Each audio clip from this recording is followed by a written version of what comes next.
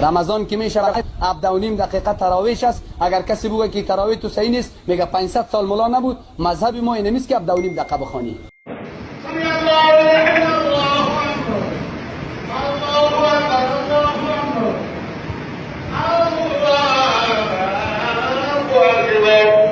الحمد لله رب العالمين الرحمن الرحيم مالك يوم الدين اياك نعبد واياك نستعين الصراط المستقيم صراط الذين انعمت عليهم اذا جاءهم الله فلا تدخلوا في الله قالوا بحمد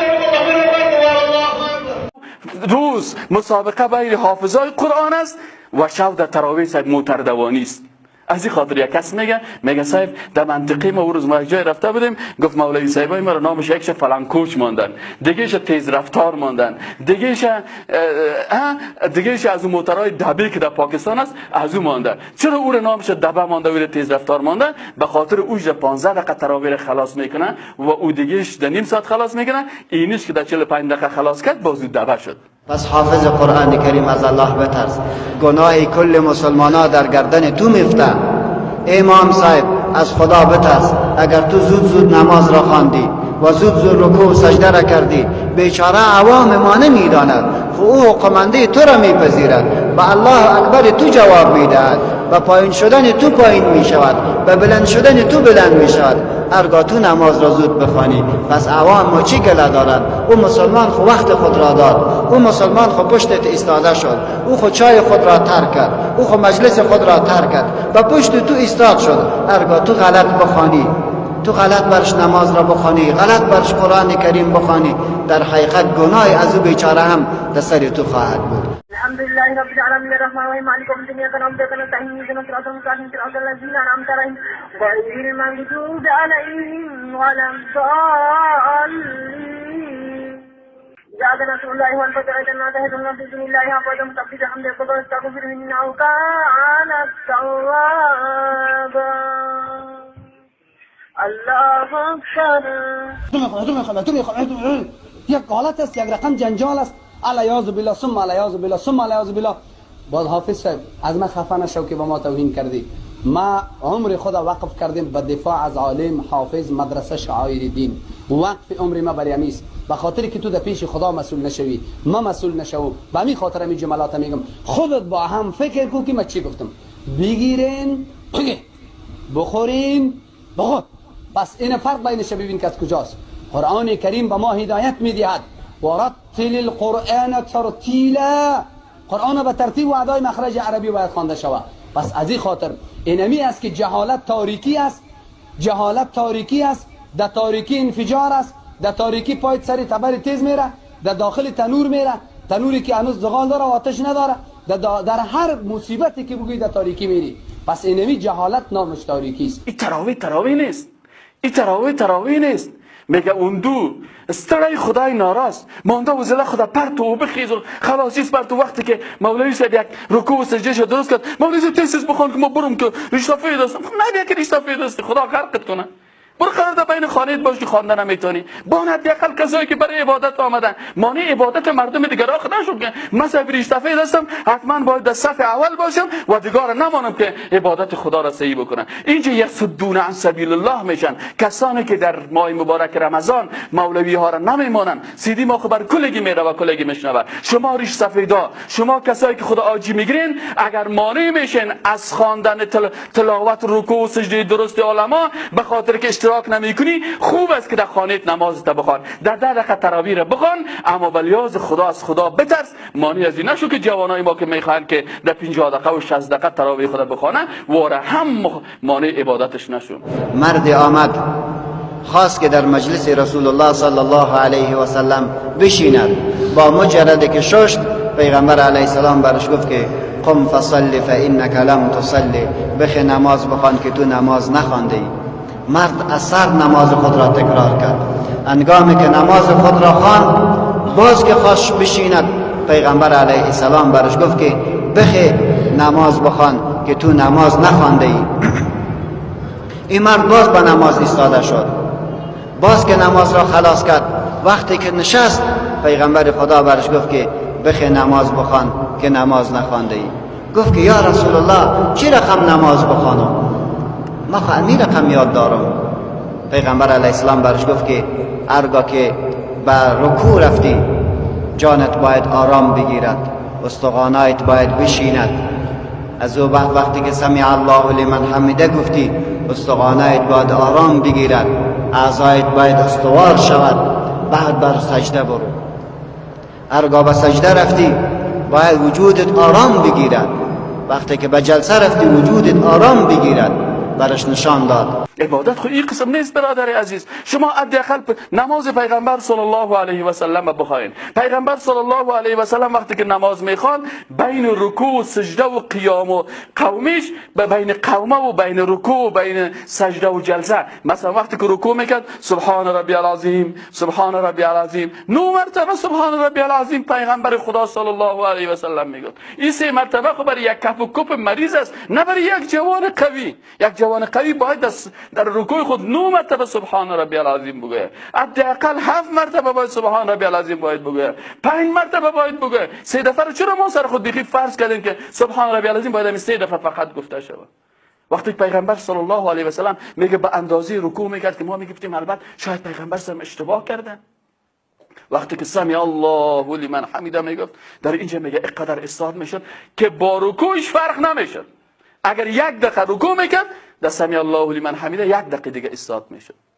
اگر 3 دقیقه سجده میکرد 3 دقیقه دیگه در بین دو سجده مینشست. اینی هست نماز پیغمبر صلی الله علیه و سلم. او مردم افغانستان وقتی که در ماه مبارک رمضان که شیطان ها بسته هست، دروازه های جنت باز است و خودت به خاطر عبادت خداوند تخصیص دادی، دائما مطابق سنت پیغمبر نماز نخوانی، چی وقت میخوانی؟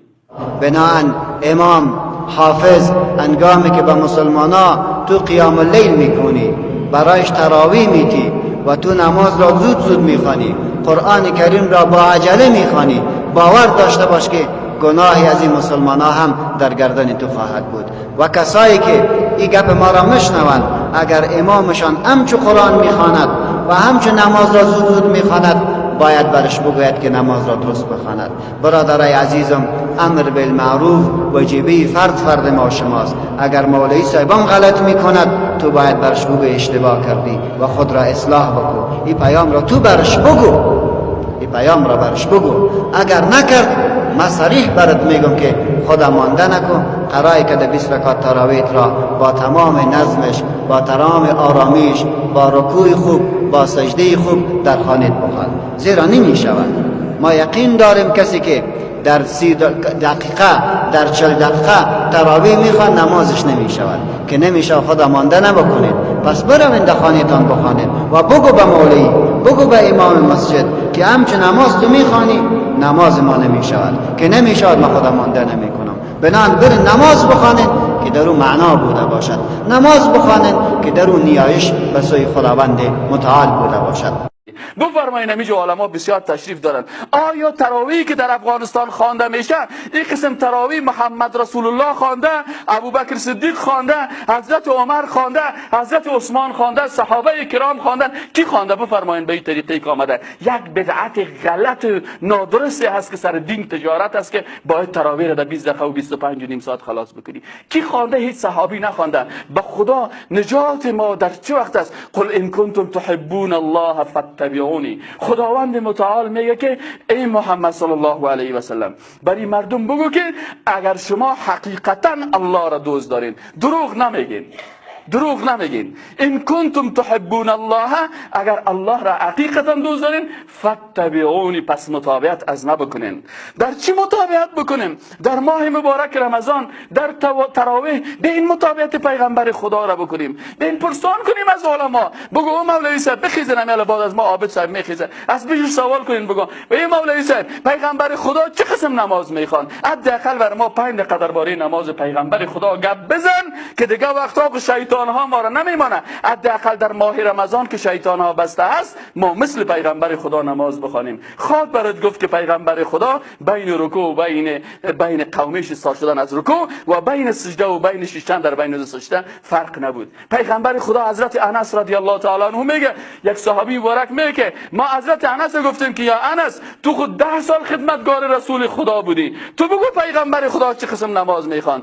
گفت پرسان نکنین که باز برات، گفت که بگو انس گفت که پیغمبر خدا خیز نماز شروع کرد. میگه وقتی که حضرت انس رضی الله تعالی عنه میگه برای کو رفت، میگه ما فکر کردیم سمع الله لمن حمیده، استاد من میگه خوابش برد. چرا قتال داد؟ چه گپ است؟ ولی حضرت انس برما اینمی نماز پیغمبر خدا بود. یک صحابی دیگه میگه که من بیوضو بودم، در مسجد قامت گفته شد، رسول خدا صلی الله علیه و سلم به نماز پیش شد. میگه من رفتم در خانه خود وضو کردم، حتی غسل کردم، پس آمدم از خانه خود. هنوز پیغمبر خدا از رکات اول خلاص نشد. برام ضرورت پیدا شد، خانه خود رفتم، وضو کردم، غسل کردم، پس آمدم رکات اول هنوز از نماز پیشین خلاص نشد. دیگه وقت خوانده نمیتونیم. حداقل ببین ماه مبارک رمضان فرصت است، نمازهای خود جور کنیم کم کم. اومدم سن از گپای مولای تجارتی نرین که میگه تیز بخوان که در غم جیب خود است. اگر میخواین اسوهتان اسوه رسول خدا صلی الله علیه و سلم است. اگر میخوای که نجات پیدا کنی از رسول گرامی اسلام در نمازهایت پیروی بکن. حداقل بگو مولوی صاحب بلیاز خدا یک 2 رکعت نماز بیا عابد صاحب امشب ما میشینیم 2 رکعت نماز برای ما تراویح بده مطابق طریقه پیغمبر صلی الله علیه و سلم. حداقل در روز آخرت بخیزیم بگویم که رسول خدا در کل عمر خود 2 رکعت نماز مطابق طریقه تو خواندیم. تو نشه که پیغمبر خدا بر ما بگه که 4 رکعت نماز خواندی، اونجا که سعی کنی 2.5 میلیون رکعت نماز خوانیم، برش بگه که 1 رکعت تا مثل ما نیست. چی نه نماز خواندی بدل خود خواندی. بنابراین وقتی که روزه میگیریم ماه مبارک رمضان ماه اصلاحات است، به نمازهای خود جور بکنیم. سر از امروز تصمیم بگیرین که من نمازها مثل پیغمبر صلی الله علیه و سلم میخوانم. میگیرین یا نه؟